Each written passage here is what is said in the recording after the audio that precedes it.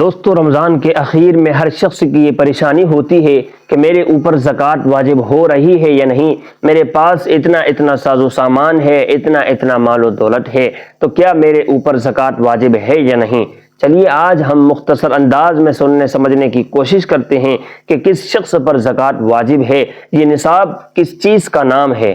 تو دوستو اگر کسی شخص کے پاس 7.5 تولہ سونا ہے یا 52.5 تولہ چاندی ہے یا اتنا روپیہ پیسہ یا اتنا ساز و سامان ہے کہ جس کی قیمت 52.5 تولہ چاندی کی مقدار کو پہنچ جاتی ہو، ایسے شخص پر زکوٰۃ واجب ہو جاتی ہے۔ اب یہ تولہ کتنے گرام کا ہوتا ہے؟ اصل میں یہ ہر جگہ مختلف ہو سکتا ہے، کچھ لوگ 10 گرام کا بتاتے ہیں، کچھ لوگ 12 گرام کا بتاتے ہیں۔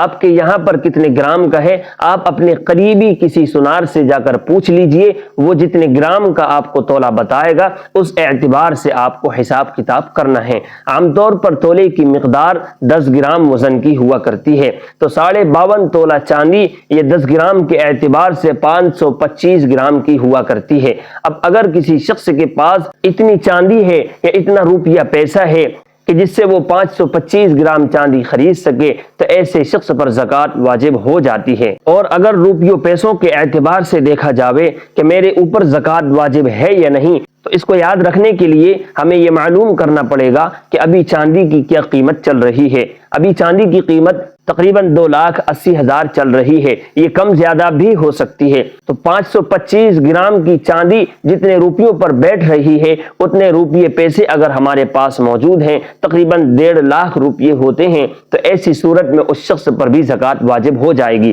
اسی طریقے سے دوستو بہت سے وہ احباب ہوتے ہیں کہ جن کا تجارت کا کام ہوتا ہے، ساز و سامان بیچتے ہیں، ان کا جو بھی بیچنے کا ساز و سامان ہے، جو بھی تجارت ہے، پلاٹ وغیرہ تجارت کے لیے خرید کر پٹخ رکھے ہوئے ہیں، یا پھر کسان ہے تو گھر میں فصل بھری پڑی ہوئی ہے، ایسی ساری چیزوں پر بھی زکوٰۃ واجب ہوتی ہے۔ امید ہے کہ آپ کو یہ چیز سمجھ میں آ گئی ہوگی۔ اس کو صدقہ جاریہ سمجھ کر شیئر کیجئے، لائک کیجئے، کچھ سمجھ میں نہ آئے تو کمنٹ باکس میں ضرور سوال کیجئے۔ جزاکم اللہ خیرا و احسن الجزاء۔ السلام علیکم ورحمۃ اللہ وبرکاتہ۔